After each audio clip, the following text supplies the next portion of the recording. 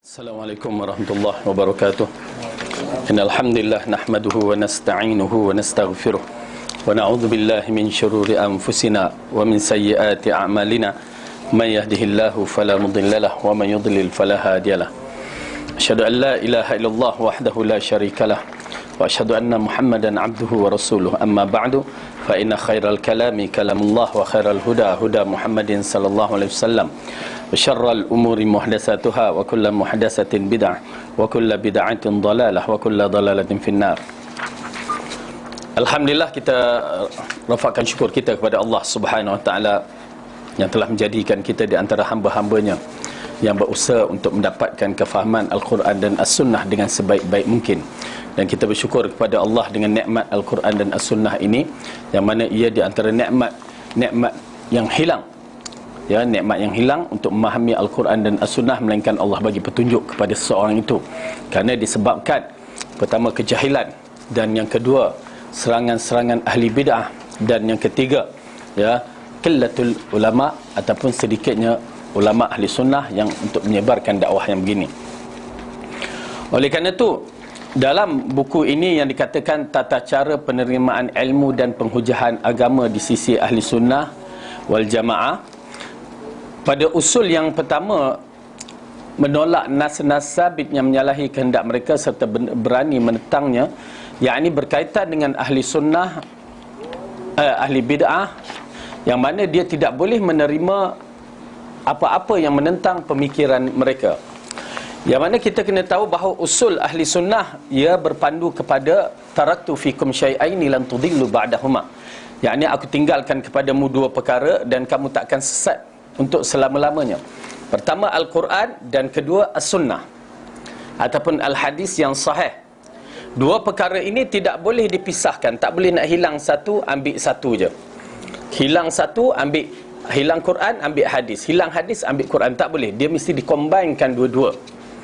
Dan kefahaman ini mesti kita kena jelas bahawa ia mesti ditafsirkan, difahamkan oleh tiga kurun yang terbaik. Orang yang mengikut Rasulullah SAW. Kurun di sini maksud dia generasi. Generasi yang terbaik yang telah mendapat jaminan oleh Rasulullah SAW, yang dalam hadis mengatakan khairun nasi qarni summal ladzina yalunahum summal ladzina yalunahum. Sebaik-baik kurun ataupun generasi. Dalam hadis ni kurun bermaksudnya generasi. Dalam hadis yang lain kurun bermaksudnya 100 tahun. Jadi dalam bab ini generasi, sebaik-baik generasi adalah generasi aku, yakni Rasulullah dan para sahabat. Oleh kerana itu penafsiran yang terbaik dalam memahami tafsir mestilah lingkungan Rasulullah dan para sahabat didahulukan. Rasulullah lebih tahu apa yang Allah hendak, para sahabat lebih tahu apa yang Rasulullah ceritakan. Oleh kerana itu kita mendahuluikan penafsiran tiga kurun ini, kurun yang pertama ini. Kemudian barulah kurun berikutnya atau generasi yang berikutnya yang dinamakan tabi'in. Apa dia tabi'in? Sahabat ialah orang yang bertemu dengan Rasulullah SAW dan beriman dengannya, risalahnya, dan mati dalam iman. Ya. Kalau orang tu hidup di zaman Rasulullah tak bertemu dengan Rasulullah, kita panggil apa? Tabi'in. Macam Najasyi. Ya, dia hidup di zaman Rasulullah. Risalah-risalah yang dapat melalui sahabat Nabi atau pak saudara Nabi Ja'far ibnu Abdul Muttalib. Ya, dia dapat dari situ. Dan dia beriman dengan risalah Rasulullah. Bila Ja'far membaca surah Maryam, menangis dia. Lalu dia bertanya kepada rakyat dia, menteri-menteri dia, bagaimana kedudukan kamu? Apakah kita mau masuk Islam ke bagaimana? Marah, ya, padri-padri itu, ya, tak setuju. Jadi Najasyi merahsiakan keislaman dia. Ya, dalam kaedah tu ada satu tesis yang berkait bagaimana seorang kalau dia masuk Islam dan dia merahsiakan keislamannya. Ya, di dalam keluarganya penuh dengan kekafiran. Ya, kalau ikutkan hukum dalam bab ini tak menjadi masalah. Cuma dia kena jagalah batas-batasnya. Waktu solat dia kena solat walaupun menyuruh. Ya, batas waktu makan-makan tu kalau dah hidangan haram, maka dia kena tinggalkanlah. Okey. Jadi ini dia sahabat yang mendapat pujian. Kemudian penafsiran yang berikutnya dikatakan tabi'in. Siapakah tabi'in itu? ialah orang yang beriman dengan risalah Rasulullah sallallahu alaihi wasallam. Pertama, mereka tak jumpa Rasulullah tetapi jumpa sahabat dan mati dalam iman. Syarat dia mati dalam iman. Kalau jumpa tak beriman, tak jadi. Macam Abu Jahal jumpa Rasulullah tapi tak nak beriman. Abu Lahab jumpa, tak nak beriman. Okey, kita tak kategorikan sahabat. Tetapi bila mati dalam beriman itu, okey, dia berjumpa dengan sahabat walaupun zaman Rasulullah itu hidup. Dia berjumpa dengan sahabat, maka dia tak berjumpa dengan Rasulullah dan dia beriman dengan risalah Rasulullah dan mati dalam keadaan iman, maka itulah tabi'in. Yang perlu kita faham, mereka rapat dengan sahabat dan mereka memahami penafsiran yang sahabat terangkan. Misal contoh tabi'in, kita dah katakan Najasyi. Lain, Uwais Al-Qarni yang masyhur kan, Uwais Al-Qarni. Lain, okey, lain-lain tu boleh kita tengok seperti Hasan Al-Basri, Sa'id Ibn Musayyab, ya, beberapa orang yang lain. Okey, baik. Kemudian tabi'in. Tabi'in ialah mereka yang bertemu dengan tabi'in. Tabi'in ialah pengikut tabi'in. Mereka itu ialah bertemu dengan tabi'in dan mereka beriman dengannya, dengan risalah Rasulullah dan mati dalam iman. Dan itulah 3 generasi yang Rasulullah mengatakan khairun nasi qarni summa alladhina yalunahum summa alladhina yalunahum. Sebaik-baik kurun generasi ialah kurun aku, generasi aku. Sebaik-baik manusia adalah generasi aku, kemudian generasi selepas itu tabi'in, kemudian generasi selepas tabi'in, iaitu tabi'in. Siapa dia? Misalnya tabi'in, Imam Ahmad, Imam Malik, Imam Syafi'i, mereka berada di bawah, ya, tabi'in di hari-hari penghujung mereka, ya, di kategori penghujung tabi'in. Imam Bukhari, ya, imam muhaddisin, Imam Bukhari, Imam Muslim berada di penghujung. Okey. Tabi'in tadi bertemu dengan sahabat. Okey. Zaman Rasulullah. Walaupun dia hidup zaman Rasulullah, dia tak bertemu dengan Rasulullah, dia bertemu dengan sahabat. Dia bukan lepas generasi sahabat. Dia ada di generasi sahabat. Okey, tabi'in ni dia hidup. Okey, misalan dia hidup dan Rasulullah masih hidup tapi dia tak pernah jumpa. Okey, kategori tabi'in ni siapa yang tak pernah jumpa Rasulullah walaupun dia hidup zaman Rasulullah tapi dia tak pernah jumpa. Ya, dia dapat jumpa sahabat je. Dan kalau lepas Rasulullah wafat pun, itu confirm lah mereka tak dapat jumpa Rasulullah, mereka hanya jumpa sahabat je. Tapi kalau Rasulullah hidup, dia tak pernah jumpa, maka dikategorikan tabi'in. Dia jumpa sahabat.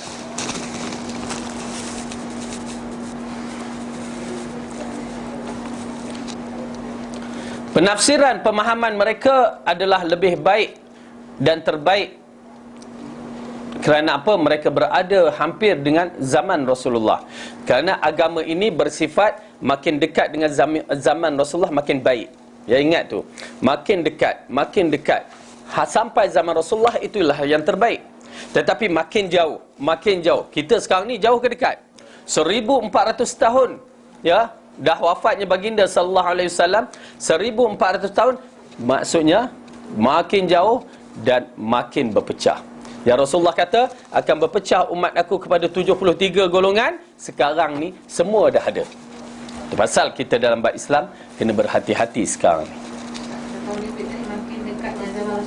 Makin dekat dengan zaman Rasulullah, makin baik dalam bab agama.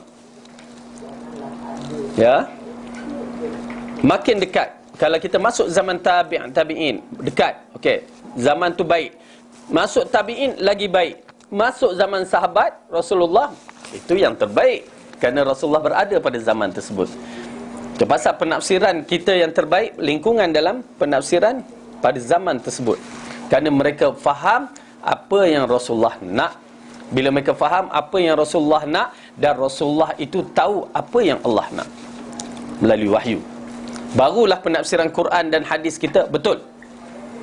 Oleh kerana itu golongan-golongan seperti golongan Mu'tazilah ataupun ajaran-ajaran yang telah terpecah daripada Islam, mereka bermasalah dalam bab ini, kerana mereka tidak boleh menerima penafsiran 3 kurun yang terbaik. Disebabkan di antara perkara yang masuk ini adalah disebabkan ilmu falsafah. Ya, kalau ikut kita masuk dalam sifat kedua kan. Okey, tak apa, kita ulaskan sedikit. Ilmu falsafah ni tidak pernah wujud di zaman Rasulullah. Ingat ya, bila dah kita bicara zaman Rasulullah, itu adalah zaman yang terbaik. Setiap Allah turunkan wahyu dalam Quran ni, ya, 30 juzuk ni, berarti lengkap cerita-cerita yang berfaedah. Semua dalam Quran ni berfaedah. Jangan ada dalam minda kita, ada yang tak faedah. Tak, semua ada hikmah ataupun ada maklumat, ada kebaikan dalam Quran ni. Tu pasal kalimah dia tak boleh diubah-ubah, tak boleh dibuang satu huruf pun. Ataupun dhammah, huruf bulat tu, huruf apa kita panggil dhammah kan, huruf hadapan tu, bulat tu, ya, ataupun baris fathah, baris atas, kasrah bawah, tak boleh diubah-ubah. Kerana bila berubah, maka akan berubah makna-makna Al-Quran. Berbahaya. Bila berubah makna Quran, penterjemahan akan lari daripada manhaj yang betul. Okay? Jadi oleh kerana itu, kefahaman ini amat penting, ya. Kefahaman kita bahawa 3 kurun yang terbaik adalah di bawah program yang telah ditetapkan oleh Allah kepada Rasulullah, dengan memuji mereka yang terbaik, dan bagi mereka yang mengikut, waman tabi'ahum bi ihsanin ila yaumiddin, mereka yang mengikut, siapa di kalangan lepas 3 kurun terbaik itu mengikut mereka yang terbaik, maka mereka akan dimasukkan kategori, ya, salafus soleh. Okey, salafus soleh adalah kalimah yang ditujukan kepada 3 kurun terbaik. Bila orang kata salafus soleh, kan? Kalau salafi, pernah dengar tak salafi? Pernah kan? Bukan salafi. Ada orang pula amboi salafi, tak baik mereka buat macam tu. Ya, berdosa mereka. Salafi itu dituju kepada 3 kurun terbaik. Ya. Salafus soleh, salafi sama aja. Cuma salafi itu dia nasab. Ya, kami golongan salafi. Okey. Nasab. Tahu kan nasab? Macam kita kaitkan kita dari mana misalan. Okey. Kalau anak kita, ya, cucu kita letak nama Halimatun, disebabkan kita tengok, oh, ibu susu Nabi Halimatun Sa'diyah. Sa'diyah tu sebenarnya nasab satu tempat, As-Sa'di. Ya, nama dia Halimatun je. Itu pasal bila kita letak Halimatun Sa'diyah nama cucu ke anak kita, tak kena. Sebab apa? Kita orang apa? Nak sebut TTDI susah juga. Damansara. Orang Damansara, jadi letak Halimatun Damansariyah. Betul. Dia nasab dia begitu. Okey. Jadi as-salafi ni, kalimah ini cantik sebenarnya. Bila sebut salafi dirujukkan kepada 3 generasi tersebut. Tetapi di Malaysia, kalimah salafi menjadi buruk. Okey. Sebab apa menjadi buruk? Pertama, kejahatan seorang lelaki yang bernama Abu Talib di Johor, yang pernah berkahwin sampai 9 orang. Pernah dengar kan? Okey. Tak pernah? Dalam tahun 90-an, ya, akhir 90-an. Lelaki ni kahwin sampai 9 orang. Ditangkap. Ya. Lalu dibawa ke mahkamah. Lalu dia mengatakan, saya Abu Talib Al-Ja'fari As-Salafi. Dia letak nama, saya baca dalam surat khabar tu, begitu kedudukan nama dia. Abu Talib Al-Ja'fari As-Salafi. Al-Ja'fari apa maksud dia? Syiah Ja'fariyah. Sebenarnya Syiah Ja'fariyah. Orang yang tak perasan dia takkan tahu. Pasal kahwin 9 tu mut'ah. Lepas tu dia letak As-Salafi, nak memburukkan nama Salafi. Itu satu. Dan kedua, yang menyebabkan nama kalimah salafi ini dicemari, Ingat ya, dua kelompok ni telah mencemar nama Salafi di Malaysia.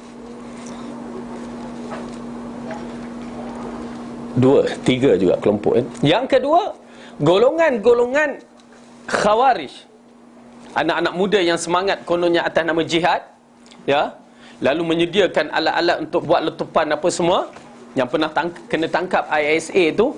Mereka menggelar diri mereka, ya, kefahaman mereka Salafi, tapi Salafi jihadi. Dia tambahkan Salafi jihadi. Salafi jihadi ini ialah Khawarij. Nama itu telah dicemar. Itu pasal nama ini dalam keadaan di Malaysia buruk, disebabkan mereka berdua diikuti dengan orang-orang yang tak suka orang Salafi, orang Sunnah ni. Dia pun memburukkan juga. Jadi tiga golongan ni yang menyebabkan nama Salafi diburukkan. Tetapi kita dah faham, ya, maksud Salafi itu ialah Salafus Saleh. Bila kita kata kami nak ikut golongan Salafus Saleh, kita nasabkan Salafi, jadi kita cuba nak ikut tiga kurun yang terbaik. Tak menjadi masalah. Okey. Jadi minta perlindungan Allah perkhianatan daripada orang-orang yang begitu, ya, nama yang baik. Itu kita berbicara tentang kalimah Salafi. Ni sekarang tengah isu yang paling hangat dalam bab-bab ini, yang menggunakan nama Rasulullah sallallahu alaihi wasallam. Ini dalam kita tengok sifat yang pertama, berani menolak, dalam menolak nas-nas ni kan, muka surat 46, tuan-tuan dan perempuan dah baca dah. Tetapi kita mengatakan berani dalam menolak nas-nas, inilah golongan-golongan yang dikatakan ahli bid'ah ni, ya. Mereka jahat. Itu pasal mereka ini dikatakan bahawa ahli bid'ah ini lebih jahat daripada orang yang berbuat maksiat. Kerana apa? Kerana mereka hidup dalam keadaan mereka menyangka mereka betul, ya. Mereka menyangka mereka betul. Orang maksiat, dia buat maksiat, dia tahu dia tak betul. Bila orang kata kamu ni buat maksiat, dia, ya, saya tahu saya ni tak baik, tak betul. Dia tahu. Tak pernah kata orang mencuri itu dia betul. Tangkap, tanya, kamu buat tu betul tak? Tak betul, dia tahu. Tetapi bila ditanya kepada ahli bid'ah, maka dia kata dia betul. Orang lain semua tak betul. Itu dia berbahaya. Oleh kerana itu ahli bid'ah mempunyai masalah yang besar dalam bab ini. Berhadapan dengan ahli bid'ah bukan berhadapan sebarangan. Kerana kemuncak mereka akan menggunakan kekuatan mereka untuk menghancurkan ahli sunnah. Okey. Bayangkan kalau dia menafikan nas-nas, ya, dalam bab ini, berani dalam menolak nas-nas. Kita baca dalam bab ini pun merasa takut. Saya baca, subhanallah, golongan Mu'tazilah, ya, menolak nas-nas yang terang. Ditolaknya macam itu saja, sebiji macam Kasim Ahmad.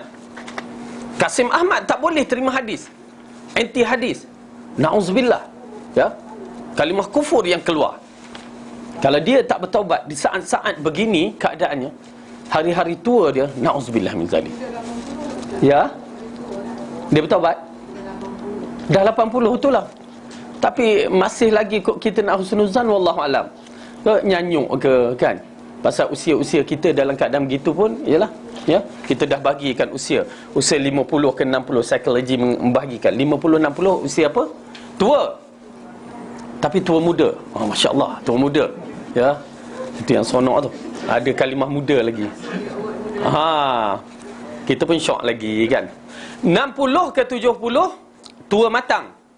Ya, kalau tua matang ni macam buah kelapa tu, dah cantik, dia ambil santan dah boleh banyak, kan. Buah mempelam tu kalau ambil dah boleh makan. Okey. 70 ke atas lagi tua bangka. Tu di kategori nyanyuk. Ya, tu kita wallahu alam dalam bab itu, ya. Takut, tapi kita takut dalam bab itu Allah panjangkan usia supaya kita rujuk kepada dia, bukan suruh kita menentang dia. Kaedah itu menentang dia, ya, berbahaya. Berani dia tolak nas-nas, ya, subhanallah. Sebiji macam golongan Khawarij. Khawarij, kan, bila Rasulullah membahagikan harta, ya, dia kata, ya Rasulullah, adil. Biadablah. Wahai Rasulullah, berlaku adil. Subhanallah, kamu bercakap dengan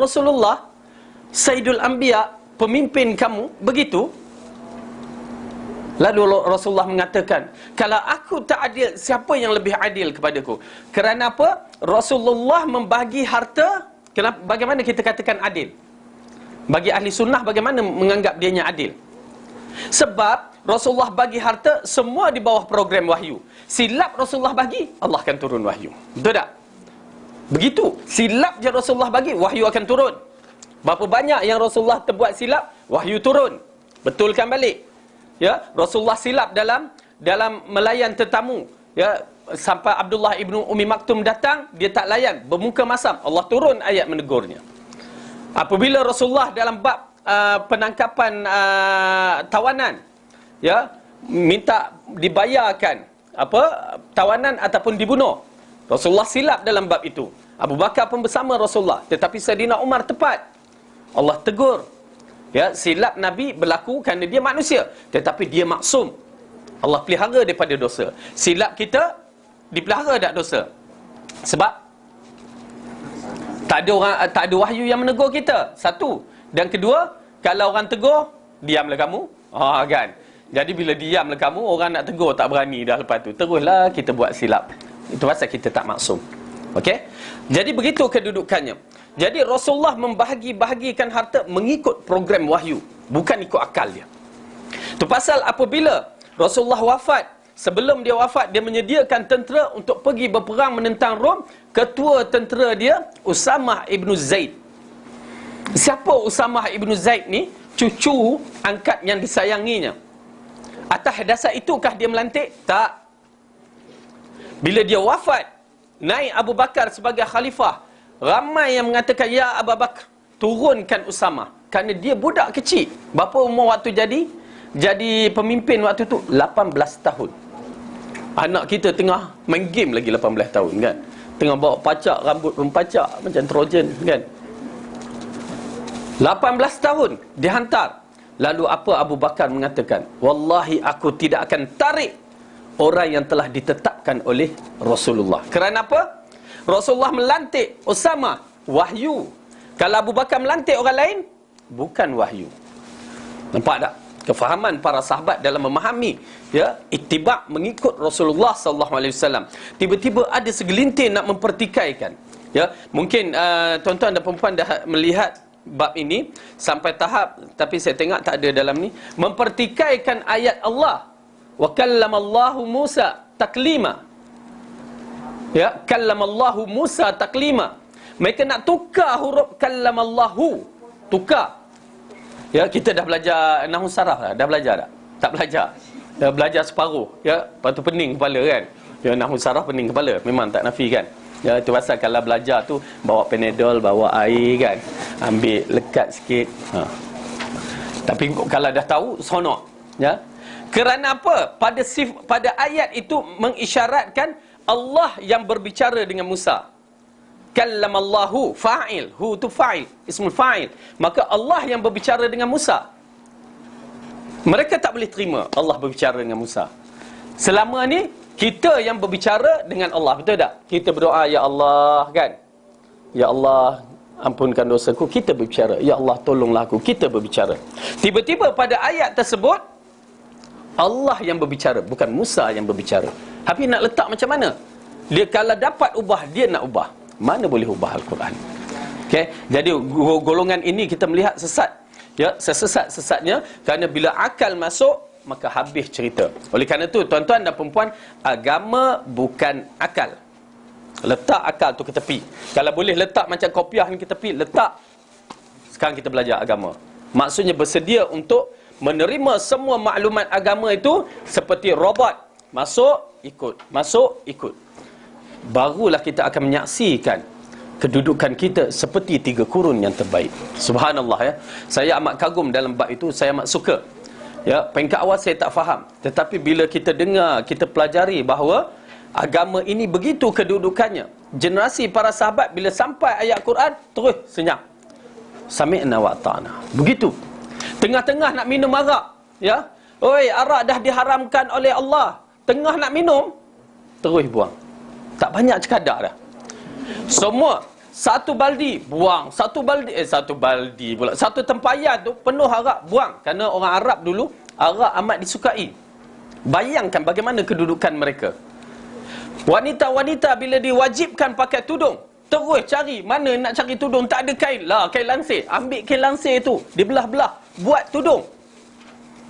Orang tak komen pun. Kalau kita buat macam tu, lah tudung apa kamu pakai ni kan? Pakailah tudung Farida ke, tudung apa ke lagi. Ya. Tak. Mereka taat, sebiji taat. Bayangkan tengah sembahyang, ya. Sembahyang tu tiba-tiba Allah ubahkan kiblat. Tak banyak cakap dah, pusing terus. Ya. Itu yang jadi masjid Kiblatain tu. Subhanallah. Satu perkara yang saya agak sukar, bukan saya faham, tapi ramai yang sukar fahami. Apa maksud ittiba', ikut Allah dan Rasul? Apa maksud kalimah la ilaha illallah Muhammadur Rasulullah tu? Tu pasal orang-orang 3 kurun terbaik berjaya, kerana mereka memahami apa yang dikatakan la ilaha illallah Muhammadur Rasulullah. Sikit pun tak bicara. Kamu letaklah siapa di depan, Allah lah yang pertama. Kenapa? Tuan-tuan dan perempuan, dalam isu-isu yang datang sekarang ni, macam peluru kita tengok, isu-isu yang berkaitan dengan, dikaitkan dengan nama Nabi SAW. Dulu orang sibuk dengan menggunakan hadis Nabi palsu, hadis palsu. Sekarang ni cerita pula terbahagi kepada 2. Pertama, mimpi bertemu dengan Rasulullah, ya. Yang kedua, bertemu dengan Rasulullah secara yaqzah, jaga. Tengoklah dalam YouTube betapa banyak orang-orang ni, na'udzubillah, kalimah-kalimah kufur yang dikeluarkan. Mimpi bertemu dengan Rasulullah memang jadi buah mulut bagi orang-orang yang kononnya wali, nak letakkan nama dia wali, dia akan menggunakan mimpi atas nama Rasulullah. Penipuan terhadap Rasulullah. Dan yang kedua, menggunakan cerita jumpa Rasulullah secara hidup. Maksudnya dia pergi kubur Rasulullah, Assalamualaikum ya Rasulullah. Rasulullah keluar dari kubur, lalu bersalam dengan dia. Apa ni guna nama Rasulullah? Okey. Nanti kita akan saksikan cerita-cerita itu melalui kisah-kisah yang mana kesesatan, ya. Baik, kita melihat dalam bab ini setelah sifat yang kedua, ya. Sifat pertama, berani dalam menolak nas-nas haram. Tuan-tuan dan perempuan, kita menolak nas-nas yang jelas, ya, yang jelas. Apabila Allah dan Rasul telah tetapkan, kita tidak ada pilihan, ikut sahaja. Tetapi ingat, bid'ah dalam bab ini, ahli bid'ah ni, bid'ah yang paling jahat sekali ialah bid'ah akidah. Ingat tu, bid'ah akidah. Bid'ah akidah inilah yang menjadikan 72 golongan. Bukan bid'ah fiqh. Tetapi bila bid'ah akidah ada, bid'ah fiqh akan datang. Bid'ah yang kedua, bid'ah fiqh ataupun syariat muncul. Bid'ah manhaj muncul. Dia berkait. Masalah bermula daripada bid'ah akidah. Dan barulah bid'ah akhlak. Macam mana bid'ah akhlak? Ghulu pada tok guru. Oh, saya ni kan, saya ni sayang pada tok guru sebab tok guru keturunan Nabi yang dalam tu. Dia kata, kalau boleh tok guru, saya nak sebahagian badan tok guru. Tok guru fikir nak bagi apa kat badan aku ni kan. Lepas tu dia kata, nganga mulut, dia ludah. Itu bid'ah akhlak, ghulu. Dia jadi bermula daripada bid'ah akidah. Oleh kerana kategori bid'ah pun berkategori. Kita sekarang ni fokus dalam bab apa? Kebanyakan masyarakat kita banyak bid'ah ibadah. Dia cuba nak betulkan ibadah. Betul, kita kata tak menjadi masalah. Tetapi masalah yang besar, kalau bid'ah akidah tak clear, bid'ah ibadah pun takkan clear. Bid'ah akidah tak jelas, ya, masalah bid'ah adalah akidah dia tak jelas, buat amalan perkara-perkara dalam bab akidah tak jelas, maka semua ni akan tak jelas. Itu pasal bila sampai bid'ah akidah yang ditekankan, macam mana kumpulan Al-Arqam, kan kita tengok bagaimana perubahannya satu akhirnya Syari Muhammad disebutkan Rasulullah Sayyidi Abuya. Kan masalah besar tu terus jadi masalah yang besar. Kita nampak benda tu simple tetapi besar. Okey, baik. Sifat kedua, menuduh para Rasul alaihi salam dengan penipuan dan menjahilkan mereka. Ini di antara perkara yang dikaitkan dengan ahli bid'ah, menafikan ataupun menuduh para Rasul dengan penipuan dan menjahilkan mereka. Subhanallah, ya. Gerun bila kita menyaksikan. Saya bila baca ni rasa takut sangat-sangat. Kenapa jadi? Ya, kecut perut. Pada mukadimah pertama ni, sifat pertama berani dalam menolak nah, dah kecut saya. La ilaha illallah, saya kata kan. Saya tak bertemu dengan perkara ni, ialah buku ni tak ada pada saya. Bila saya baca tu, kita rasa takut sangat-sangat. Ya? Bagaimana mereka boleh melakukan perkara ini kepada Allah dan Rasul? Ya. Okey. Sifat kedua, menuduh para Rasul dengan penipuan dan menjahilkan mereka. Na'udzubillah min zalik. Pasal kita kena faham elok-elok. Kenapa kita diarahkan mengikut Rasulullah sebiji macam ni? Maksudnya kalau Rasulullah buat begitu, kita pun buat begitu. Piawaian yang dibawa oleh Rasulullah mesti diikut, dilengkapi seperti mana yang Rasulullah bawa. Bila kita ingat balik, saya pernah cerita, ya, kenapa amalan kita perkara-perkara tertentu ditolak. Misalan kita pergi ke kedai, ya, kita ada anak cucu beli baju oshkosh bikosh, amboi kan. Biasa baju tu, kan. Baju tu mahal, kan. Tapi bila saya pergi satu lagi kedai, reject. Jenama yang sama tetapi harga murah. Tak mana tu? Disebabkan piawaian yang asli itu tak sama. Ya, bila tak sama, mungkin kurang sedikit, jahit tak betul, dia termasuk dalam rejected. Okay, ditolak. Ini bab-bab dunia baru, kan. Bab akhirat, ya Allah kata, Rasulullah kata, sallu kama ra'aitumuni usalli. Kita buat tiba-tiba tak betul, agak-agak kena reject ke tidak? Confirm reject. Tapi mungkin sifat, bukan mungkin, tapi sifat Allah tu masih penyayang, mungkin dia bagi poin-poin lagi tu. Walaupun kalau ikut kaedah kena reject, masih dia ingatkan hambanya, tapi kita katakan akan berlaku kekurangan dalam pahala solat kita. Tu pasal mesti ikut sebiji betul-betul, barulah amalan-amalan kita tu diterima oleh Allah. Bila okey, kita ikut tapi tak kena, tak apa lagi. Ya, kita dah sedaya upaya mencuba. Tetapi masalah yang muncul, dahlah kita tak ikut, kita tambahkan pula.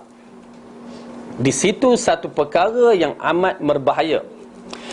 Berbahaya kenapa? Allah kata al-yauma akmaltu lakum. Ada Quran, buka surah Al-Maidah.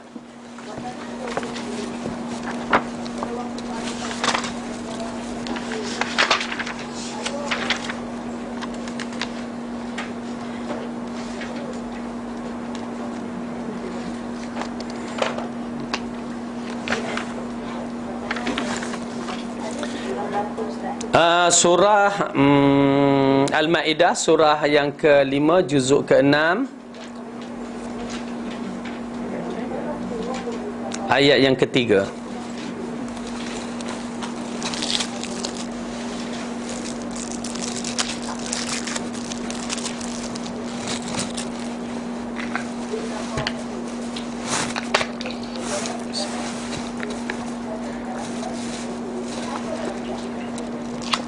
Okay, ayat ketiga, dia tengah ayat tu.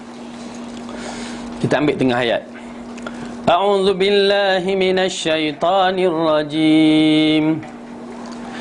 Al-yawma ya'isal ladzina kafaru min dinikum fala takhshawhum wakhshawun.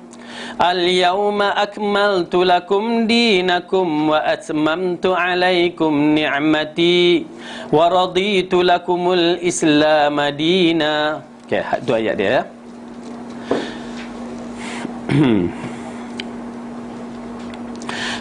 Pada hari ini orang-orang kafir telah putus asa untuk mengalahkan agamamu. Sebab itu janganlah kamu takut kepada mereka dan takutlah kepadaku. Pada hari ini telah ku sempurnakan untuk kamu agamamu, dan telah ku cukupkan kepadamu nikmatku, dan telah ku redha Islam itu menjadi agama bagimu. Okey. Ayat ni bila dikatakan telah ku sempurnakan kamu agama kamu, Islam dah sempurna, dah cantik, ya. Boleh nak tokok tambah? Tak boleh, dah sempurna. Dah sempurna berarti tak usah ditokok ditambah ataupun dikurangkan. Bila kita tambah, dia akan jadi tak sempurna balik. Bila kita kurang, dia jadi tak sempurna. Allah yang kata, bukan kita yang kata. Tetapi bagi ahli bid'ah, dia tak selesa. Dia akan mengatakan bahawa masih lagi kekurangan. Ya, masih lagi kekurangan yang mana Rasul tak menyampaikannya. Apabila dia mengatakan seolah-olah Rasul-Rasul itu ataupun Rasulullah tak menyampaikan, maka disitulah dia kata aku bertemu dengan Nabi, lalu Nabi mengatakan, yakni bermimpi dengan Nabi, Nabi suruh beramal zikir begini. Bila kita ambil zikir tu tengok dalam hadis tak ada. Berarti seolah-olah Rasulullah tak amanah dalam menyampaikan risalah. Merbahaya. Kutukan pada Rasulullah. Seolah-olah Rasulullah tak amanah dalam menyampaikan, habis orang-orang yang terdahulu tidak mendapat kebajikan amalan yang baru ni. Jahat menggunakan atas nama Rasulullah sallallahu alaihi wasallam. Jadi okey, di sini penipuan yang berlaku. Melampau penyelewengan setengah pelaku bid'ah yang zindik. Zindik apa dia? Zindik ni macam etis, tetapi dia berpura-pura Islam. Zindik ni lebih jahat daripada munafik. Ya, lebih jahat daripada munafik. Munafik ni berpura-pura Islam, dia takut. Ya, dia beramal nampak macam orang Islam, tapi dia masih dalam kategori takut. Tetapi zindik dah kategori berani. Dia menonjolkan perkara-perkara yang bercanggah dengan agama. Okey. Bahawa mereka tidak berhenti pada batasan menolak nas-nas dan menentang sahaja. Bahkan mereka sampai kepada had menuduh Rasulullah sallallahu alaihi wasallam menipu dan jahil. Ya subhanallah. Ya, mereka sampai tahap menggunakan kalimah Rasulullah menipu dan jahil. Ini di antara cara pemikiran yang dibawa oleh orientalis. Ya. Orang kafir, zindik lah tu, lebih kurang. Yang mana orientalis ni menggunakan beberapa kaedah, ya, mencari kelemahan-kelemahan hadis Rasulullah sallallahu alaihi wasallam. Orientalis yang mengelirukan masyarakat kita, dia kelirukan macam sistem in Islam, dia mengelirukan sebahagian-sebahagian manusia ni. Ya, misalan dia mempertikaikan Abu Hurairah yang meriwayat hadis. Ya. Orientalis kadang-kadang cekap lebih pandai dari kita. Ibu-ibu ingat ya, orientalis ni lebih pandai daripada kita kadang-kadang. Rasanya ibu macam kita pun belum tentu pandai lagi. Kita kata mana ada ustaz kan. Kalau saya kata orientalis, di kalangan orientalis ada yang menghafal Quran. Pula Allah, saya hafal lam yakunil ke bawah aja.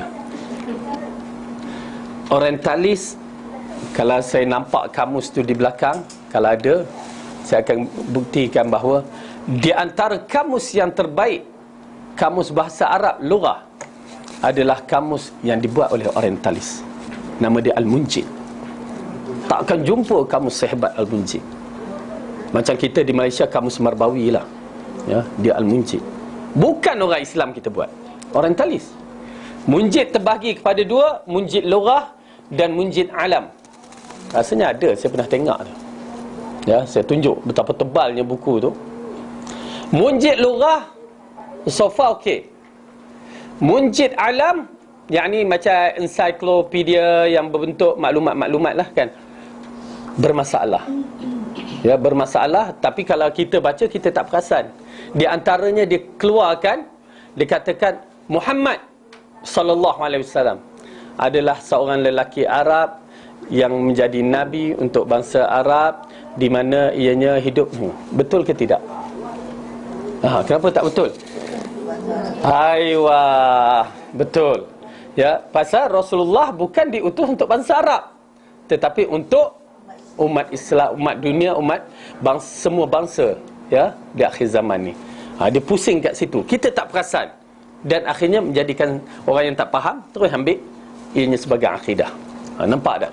Itu satu. Satu lagi kitab, ya, saya kata subhanallah, ya.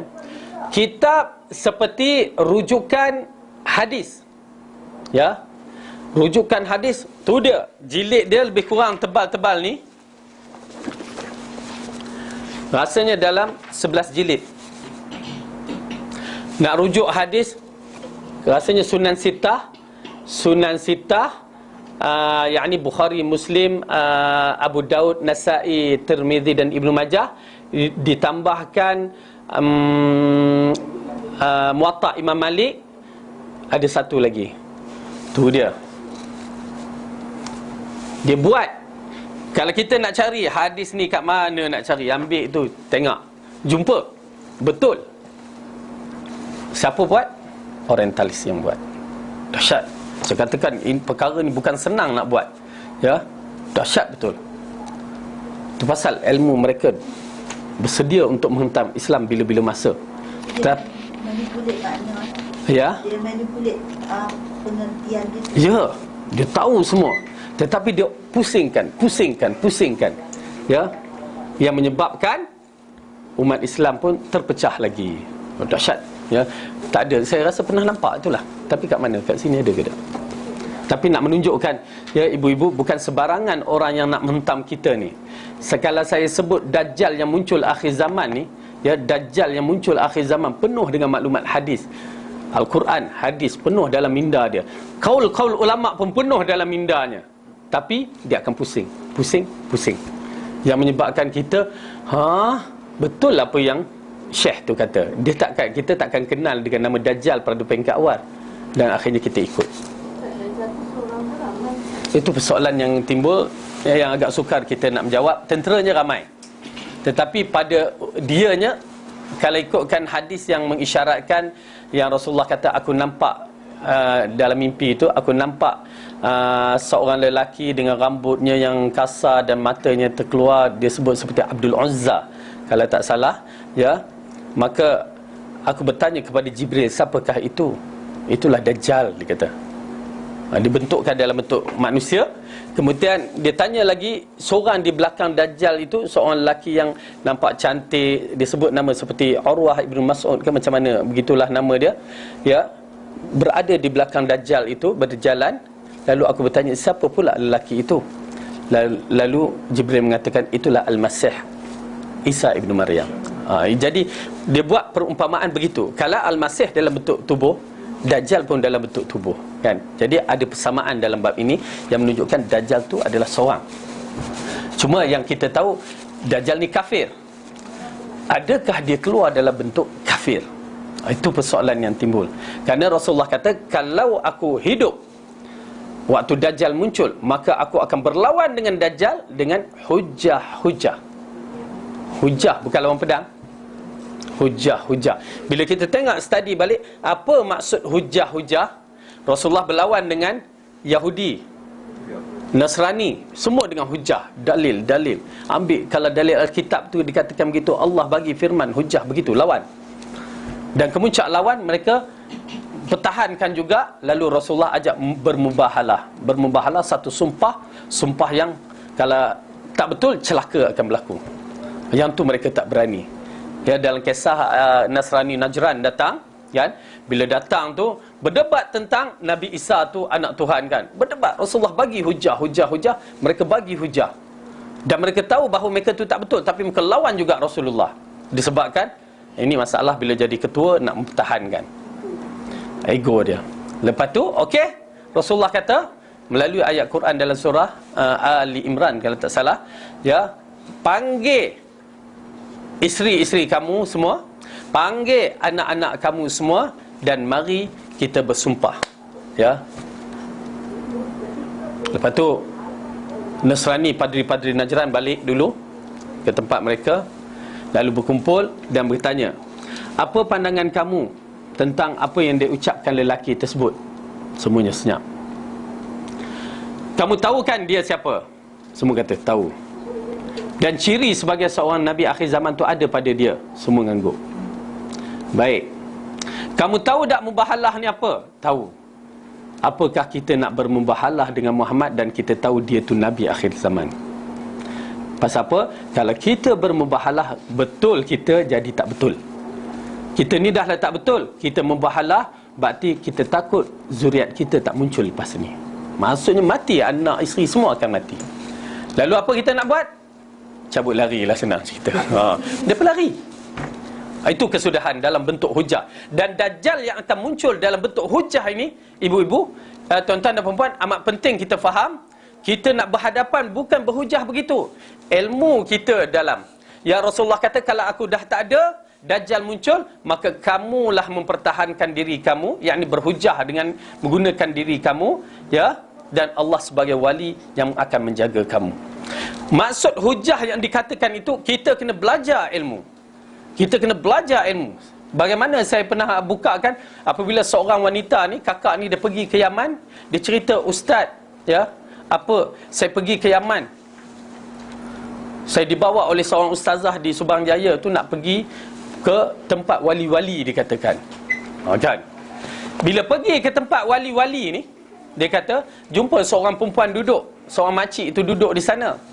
Lalu ustazah ni kata, itu ibu kepada syekh, adalah disebut nama dia, maka dia ibu para wali. Nanti pergi kat dia, cium kaki dia.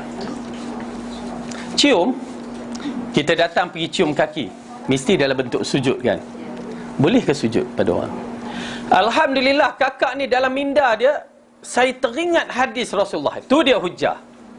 Saya teringat hadis Rasulullah tentang, kalaulah orang yang layak untuk disujud, Rasulullah kata, maka aku akan mengarahkan seorang isteri sujud pada suami. Tetapi tak boleh. Maka saya kata, kak sujud ke kak? Cium ke kaki dia? Saya tak cium, sebabkan dalil ni. Alhamdulillah kak, kalau tak terbatal amalan kak.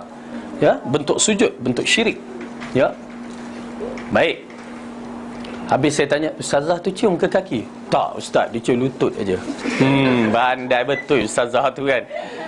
Okey. Tetapi nak menceritakan dalam keadaan yang begitu, ya, hujah tu datang. Tu pasal bila Dajjal datang, Rasulullah kata lari. Jangan kamu kata nak tengok Dajjal macam mana, Dajjal ni rupa dia, kita nak tengok. Jangan. Kerana bila kita tengok dia tengah bercakap, kita kata, betul hujah dia tu. Habis kita pun sama dia. Oleh kerana itu Rasulullah kata, bila kamu dengar Dajjal datang, lari. Selamatkan diri. Ya, waktu tu amat penting yang menjaga iman kita. Jadi itu, ya, dalam bab ini kita akan melihat dalam beberapa perkara golongan zindik ni, ya. Orientalis ni termasuk dalam golongan zindik, dia bersedia untuk menghentam Islam bila-bila masa. Kalaulah Allah tak pelihara kita, habis kita kena hentam, disebabkan muncul orang-orang yang seperti kita mempertahankan Quran dan Sunnah ni. Okey.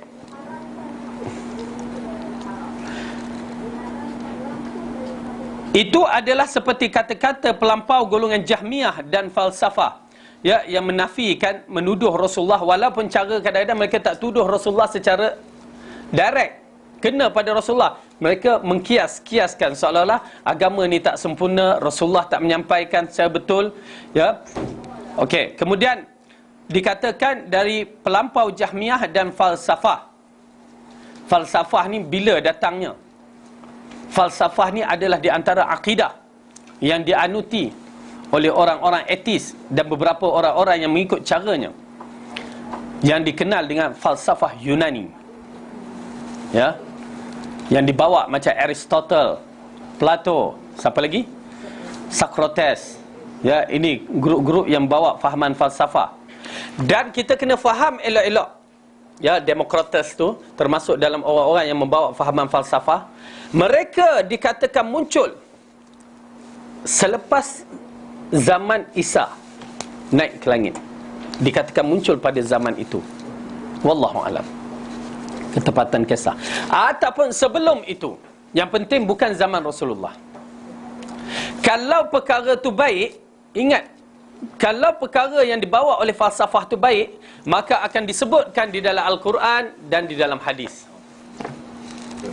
Allah takkan biarkan begitu. Sedangkan cerita Ashabul Kahfi yang duduk pun Allah ceritakan. Cerita kaum Nabi Nuh Allah ceritakan, ya, kebaikan Nabi Nuh apa?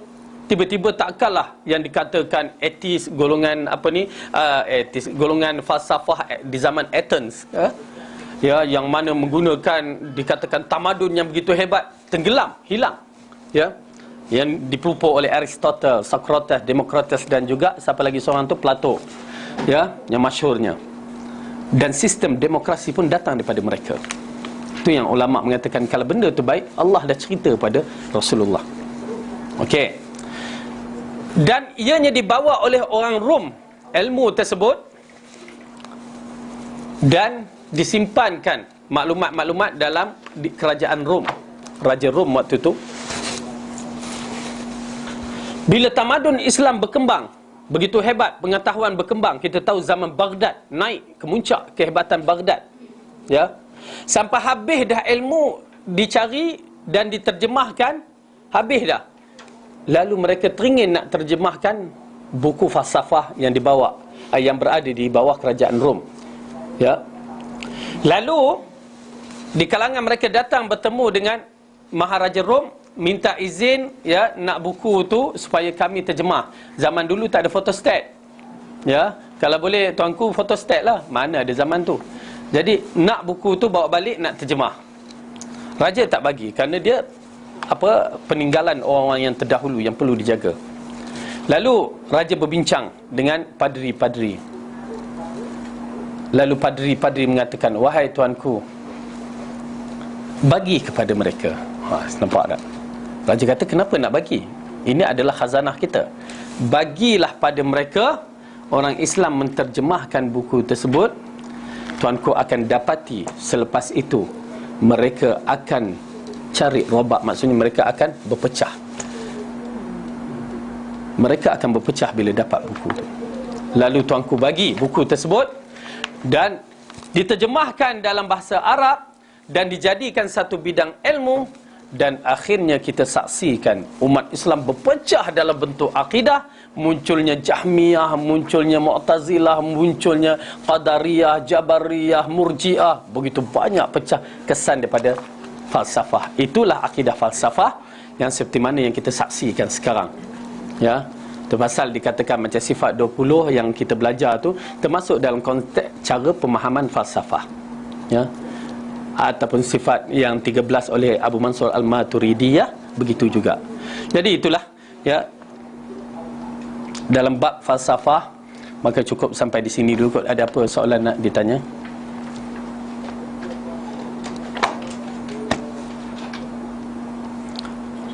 Ya, nak.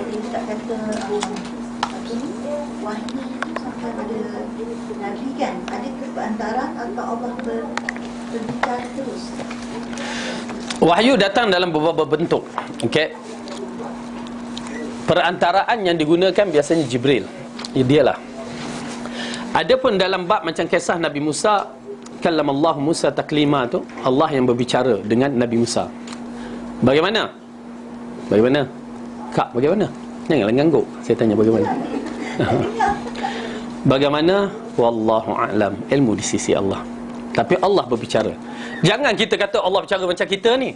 Tak boleh, kan? Ataupun Allah melihat macam mana kita melihat. Tak boleh. Allah berbicara sifat yang layak bagi dia. Allah melihat sifat yang layak bagi dia. Allah mendengar sifat yang layak bagi dia. Allah bersemayam di atas arasy, sifat yang layak bagi dia. Itu kaedah ahli sunnah. Jadi bagaimana hanya ilmu di sisi Allah. Okey. Ya. Jadi yang tu secara terus dengan Nabi Musa. Ya. Wallahu alam. Ada apa lagi? Baik, kalau tak ada apa-apa, insya-Allah yang baik itu datang daripada Allah, salah dan silap dari kelemahan saya sendiri. Aqulu qawli hadza wa astaghfirullah li wa lakum. Assalamualaikum warahmatullahi wabarakatuh. Kita tutup dengan tasbih kafarah. Subhanakallahumma wa bihamdika asyhadu an la ilaha illa anta